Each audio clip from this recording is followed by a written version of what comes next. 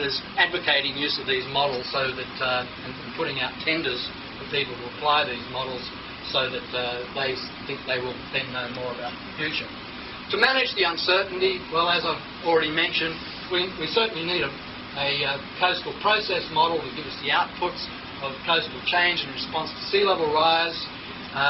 The inputs are all probability distributions like sea level. We have a range of sea levels. We can treat that in a probabilistic way. If we run the model many times, at least a couple of thousand, we get to an output probability distribution. As we've done these tests, you only have to do a couple of thousands. If you do 10,000 or 20,000, statistically it's identical. So you don't while you're asleep. You get up in the morning, mirror the results. So we need to apply these probabilistic modelling methods, and we need to forecast the magnitude in relation to these probabilities that I've been talking about. This is the last slide, so again, it gives me the opportunity to go beyond science, I suppose. What can science tell us? What does it matter, and how does it interface with public administration? Well, the one thing that we hear all the time is local government is crying out for the numbers. I've already explained why that is. You can't make proper decisions without the numbers. Why are they crying? Why don't they just get on with the job instead of whinging? Well, they simply don't have and can't have the capacity for doing it because they're too small, unless they do what Jeff Withycombe sort of set up the thing that Jeff Withycombe's leading Sydney Coastal Councils and syndicate to do it. Although I point out that Jeff also complains about not having the grunt in terms of expertise and money to do it. So that leaves the state government. Well, they won't, but also can't provide the numbers. Sorry, guys.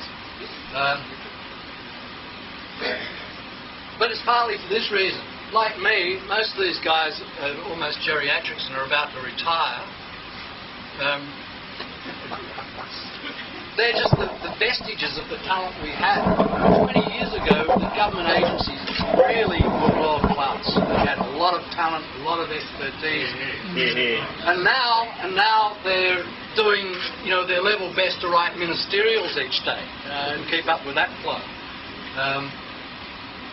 So we had some left. That won't last much longer. But they, in any event, even if they weren't writing ministerials, they simply don't have the resources to do it.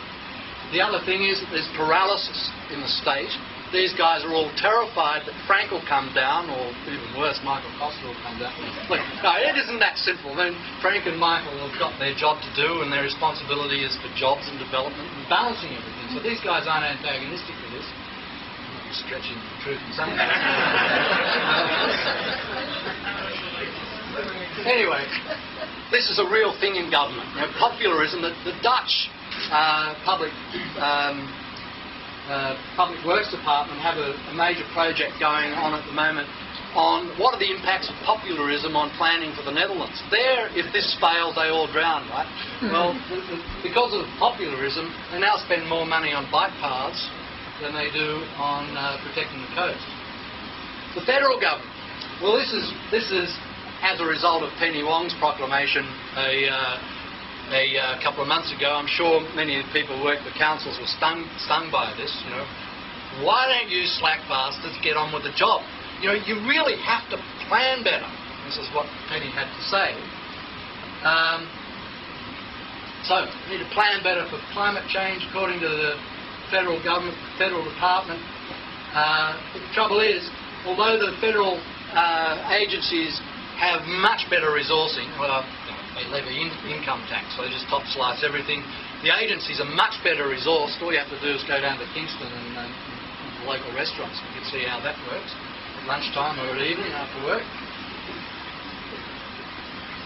But they don't have the expertise. They haven't got a clue. They haven't got a clue how any of this works because they've never had to do it. Down here in the banner is they also don't have the administrative experience.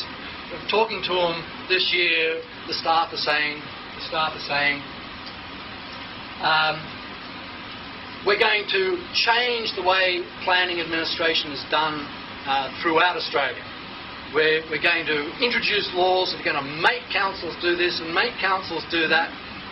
They don't seem to understand there's planning law that goes back to Emperor Justinian. It's fiddled with a bit, when they wrote the Magna Carta, and we get it now through common law and other things. If you think common law has nothing to do with planning law, well, there are things like the doctrine of existing use rights.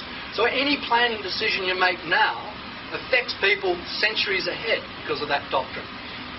If you look at Coleroy, that doctrine comes into effect all the time. Every time somebody wants to pull down one of those fibro shacks and put up something with gold taps, as long as you build within the existing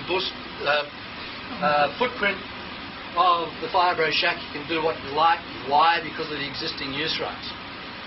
The value of the existing use rights in Warringah were demonstrated in 2005.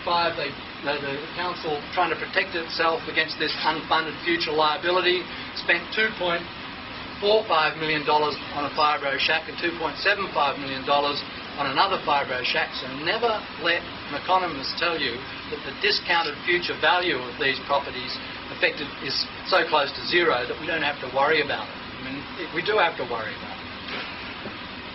Anyway, so the upshot is these guys never have to worry about day-to-day planning law, and they're very competent. They're very competent public servants, and they're very diligent. They're doing their level best to promote management of climate change and so on, but they just don't know, even though they have the money. Increasingly, they're asking the states. They might even get around to asking local government and other people. Anyway, overall, the problem boils down to this big disconnect. The big disconnect is that everybody's trying to plan for adaptation. There is a significant amount of work going into working out what climate change will look like in the future. Although at a recent conference I heard one of the big-time climatologists saying, well, we'll be able to predict what the climate's going to do when we understand the radiative forcing. This is how hot the sun is, essentially. So I was hoping there weren't too many journalists in the room down at the Academy of Sciences.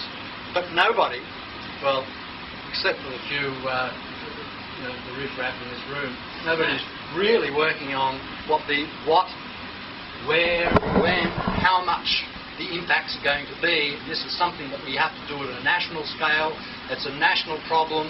It is as patriotic, in essence, as all the large wars we fought, because that's probably the amount of money that it will take to actually do it. The feds need to do it. And we don't really know what the answer is, of course, until it's done. Maybe it doesn't matter, but until it's done, we won't know whether that's the case or not.